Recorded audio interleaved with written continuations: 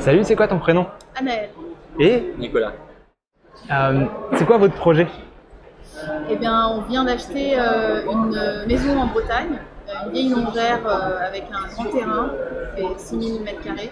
Et on a pour projet d'y développer une autonomie alimentaire, énergétique et en eau aussi, hydraulique si on peut dire, à terme, parce que pour l'instant c'est une maison qu'on doit rénover.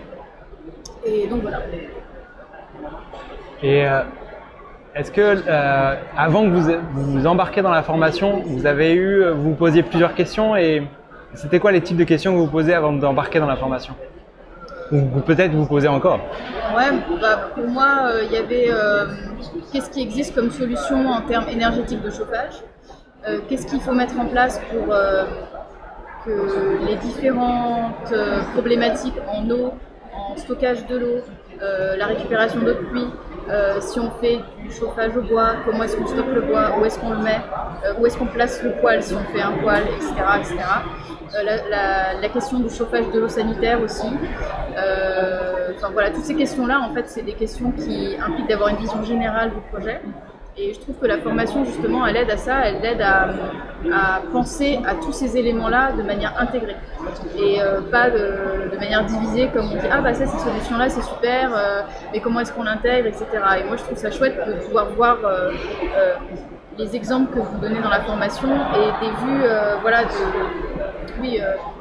globales, en fait, et rentrer dans le détail de chaque chose. Ça, je trouve ça super. Juste que par exemple, je me souviens dans le choix du toit, pourquoi vous choisissez un toit en acier et pas un toit avec des tuiles, je sais pas quoi. Ça c'est super. Toi, Nicolas, tu vas dire un truc aussi? Oui, moi c'était dans l'accompagnement en fait. Parce que finalement j'ai peu de compétences. Dans le bâtiment, dans la rénovation, donc c'est un bâtiment qu'on veut rénover.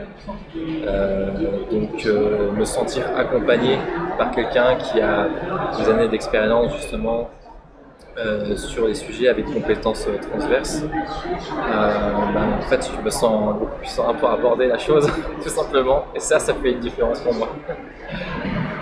Et s'il y avait un élément qui vous vient pour recommander ou pas la formation, ce serait lequel? Recommander la formation? Moi je dirais qu'elle est bien construite parce que en termes de toutes les thématiques qui sont abordées, elles y sont toutes en fait. Donc du coup on peut vraiment aller creuser jusque dans le détail du matériau, des mesures, tout est abordé en fait. Donc du coup quand on veut se plonger dans un projet comme ça, de rénovation et d'autonomie et de réutilisation des ressources, etc., il y a une mine d'informations incroyable en fait à notre disposition, et ça c'est hyper précieux. Ouais, c'est flexible en fait.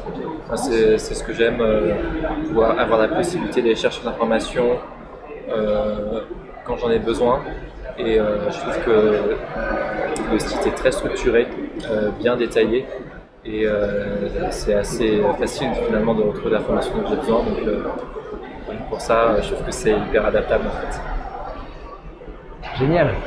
Et est-ce que vous pensez que suite à la formation, vous pensez que vous allez pouvoir par exemple ressortir l'information que vous avez pu capter pour pouvoir faire en sorte que d'autres personnes puissent se lancer dans des projets comme les vôtres?